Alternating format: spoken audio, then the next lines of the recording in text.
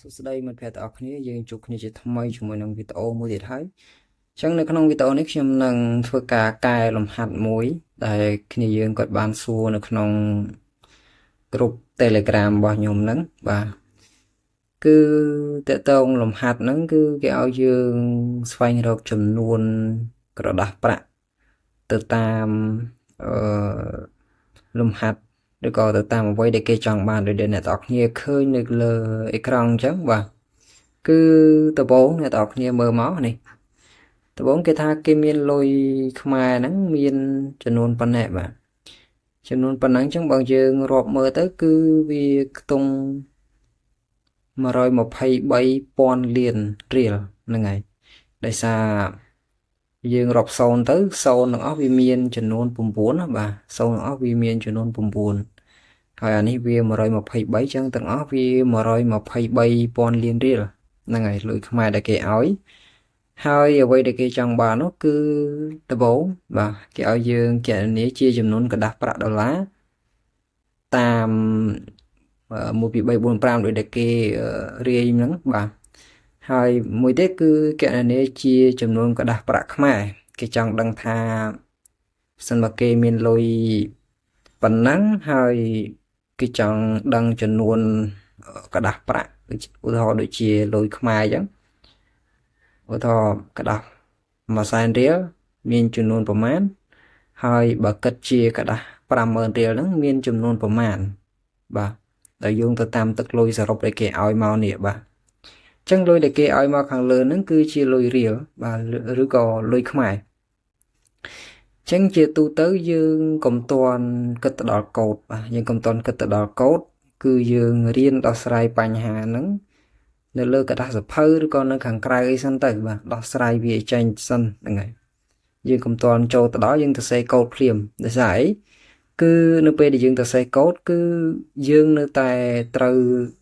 រកនឹកនៅរូបមន្តដដែលទេដើម្បីយកទៅមកទៅសេកូដបានណាបាទដូច្នេះយើងគិតក្រដាសខាងក្រៅសិនមកហើយដំបូងយើងអាចគិតងាយងាយតកតងជាមួយនឹងលុយខ្មែរសិនទៅបាទយើងកុំតន់ទៅដល់ក្រដាសប្រាក់ដុល្លារយើងគិតមកត្រឹមក្រដាសប្រាក់ខ្មែរសិនមកអញ្ចឹងឧទាហរណ៍ថាបើសិនបើគិតជាក្រដាសប្រាក់100,000រៀលមានចំនួនប្រមាណបាទ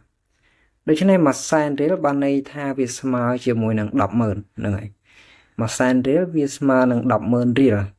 អញ្ចឹងគេសួរថាតើ123,000លានរៀលនេះបើសិនបើគិតជាក្រដាសប្រាក់100,000រៀលក៏ឬក៏ក្រដាសប្រាក់100000រៀលហ្នឹងមានចំនួនប្រមាណសន្លឹកបាទមានចំនួនប្រមាណសន្លឹកដូច្នេះវិធីគិតគឺអត់មានអីពិបាកទេអ្នកទាំងគ្នាអាចបើកកាសូមកបាទអាចបើកកាសូហើយយើងយកមកបូកដកគុណចៃសាកមើលទាំងអស់គ្នាមើលបាទឥឡូវហ្នឹងប្រសិនបើខ្ញុំមានអីគេបាទសិនតែខ្ញុំមានលុយចំនួន123បាទខ្ញុំ clear វាចោលសិន123ហើយ0ចំនួន9ដង1 2 3 4 5 6 7 8 9បាទគឺ123,000លានរៀលហ្នឹងដូច្នេះយើងចង់ដឹងថាតើក្រដាសប្រាក់100000រៀលវាស្មើប្រមាណស្លឹកយើងយកវាមកចែកនឹង100000មកបាទយើងចែកវា100000មកគឺ100000 0ចំនួន5ហ្នឹងហើយ1 2 3 4 5អូខេគឺ100000រៀលយើងចែកមកយើងចុចស្មើមកគឺយើងឃើញហើយបាទនេះចំនួនណាគឺចំនួន1,23,000សន្លឹកបាទបើគិតជាក្រដាសប្រាក់100000រៀលគឺស្មើជាមួយនឹងចំនួន1,23,000សន្លឹកបាទអញ្ចឹងអាក្រដាសប្រាក់50000ក្រដាសប្រាក់20000ក្រដាសប្រាក់10000ហ្នឹងគឺដូចតែគ្នាដដែលទេបាទក្រដាសប្រាក់50000គឺវាមាន10000សន្លឹកអញ្ចឹងយើងបែកវាទៅជាចំនួន50000សន្លឹកមកហើយយើងយកតម្លៃ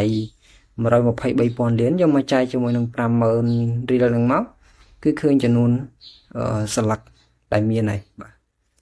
ចុះចំពោះលុយដុល្លារបាទយើងគិតមកមើលលុយដុល្លារវិញមកលុយដុល្លារក៏ដូចគ្នាដែរដោយសារតែនេះគឺជាលុយដុល្លារអញ្ចឹងយើងបែកវាឲ្យចេញជាលុយរៀលសិនមកបាទយើងបែកវាចេញជាលុយរៀលមិញហើយយើងធ្វើការដោះស្រាយដូចដែលយើងដោះស្រាយក្រដាសប្រាក់100,000រៀលបាញ់មិញដែរទៅបាទ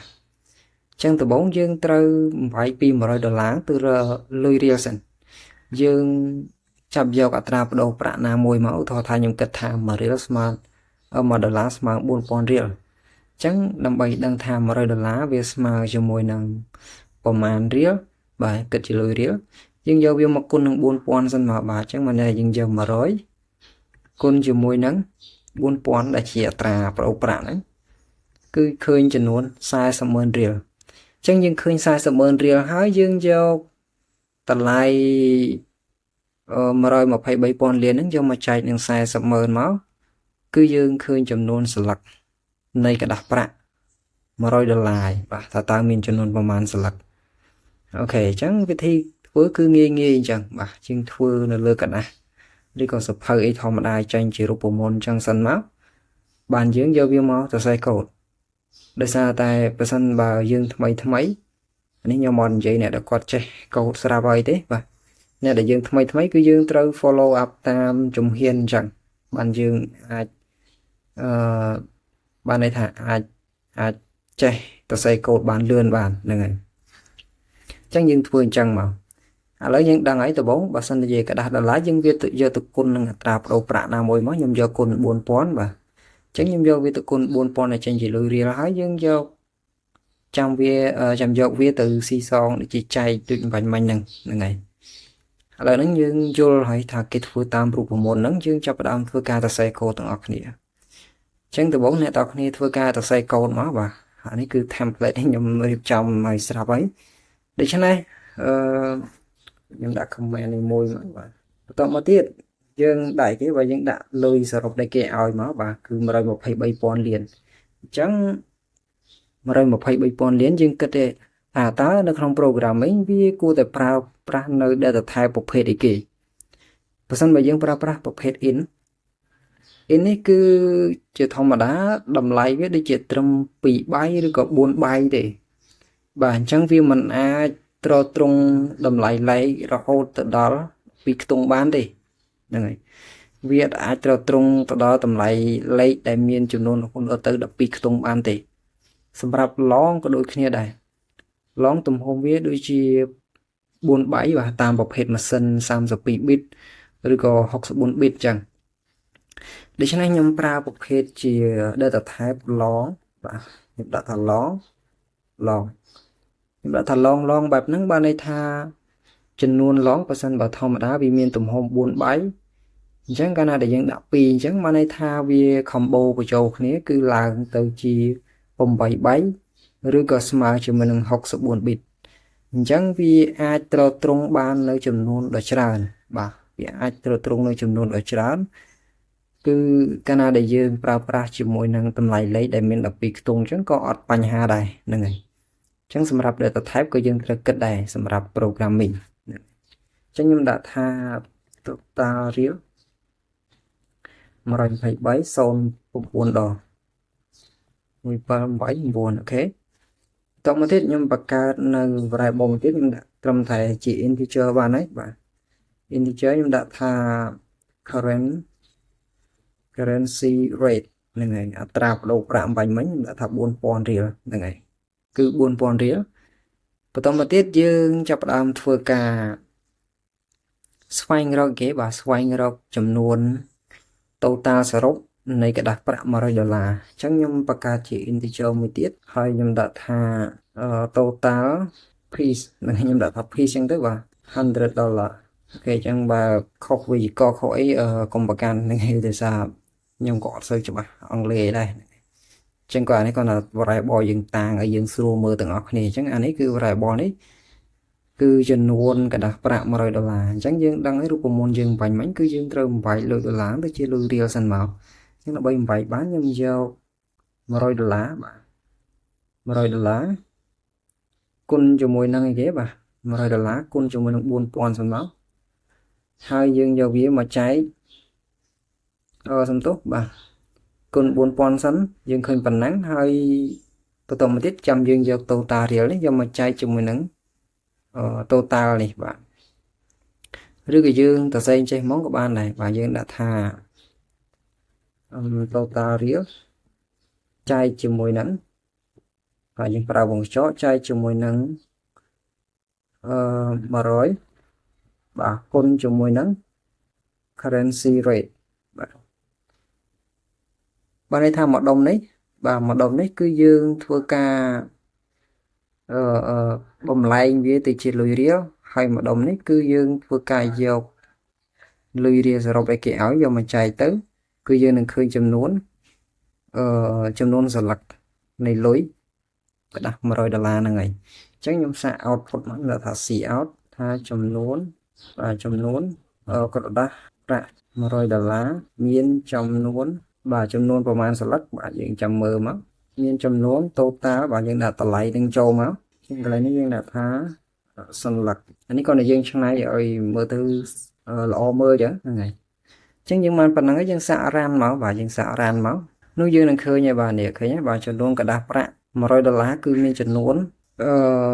307,500 សន្លឹកអូខេ307,500 សន្លឹកហើយសម្រាប់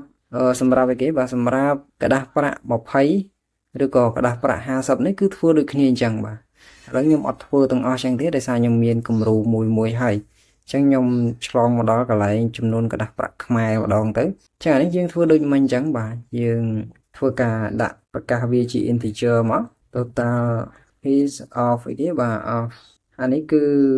100000បាទ100000រៀលឬក៏ខ្ញុំមិនប្រកាស variable អញ្ចឹងក៏បានដែរខ្ញុំធ្វើការ C out តែម្ដងទៅខ្ញុំដាក់ថាចំនួនក្រដាស់ប្រាក់100,000រៀលមានចំនួនប្រមាណបាទអញ្ចឹងយើងដាក់រូបមន្តឬក៏ឲ្យវាគណនានៅក្នុងនឹងតែម្ដងក៏បានដែរអញ្ចឹងខ្ញុំដាក់បានទេបាទ100,000រៀលឥឡូវខ្ញុំដាក់ថា total រៀលបាទដោយសារយើងត្រូវយក total រៀលយកមកចែកជាមួយនឹង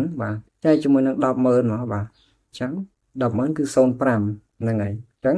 យើងធ្វើដូចដែលយើងធ្វើនៅក្នុងកាស show មិញអញ្ចឹងហើយយើងធ្វើការរ៉ានវាមកគឺយើងនឹងឃើញមាន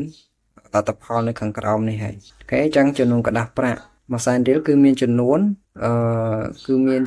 ប្រមាណបាទខ្ញុំមើលសិនមានចំនួន120,000មានចំនួន1,23,000 សន្លឹកហ្នឹងហើយ1,23,000 សន្លឹកដូច្នេះគឺវិធីរកគឺអត់មានអីពិបាកទេគឺងាយអញ្ចឹងអត់មានពិបាកទេបាទអញ្ចឹងគឺយើងត្រូវធ្វើការសរសេរព្រៀងឬក៏គិតនៅខាងក្រៅសិនទៅនៅពេលដែលយើងចូលមកសរសេរកូដគឺវាអត់មានអីពិបាកទេ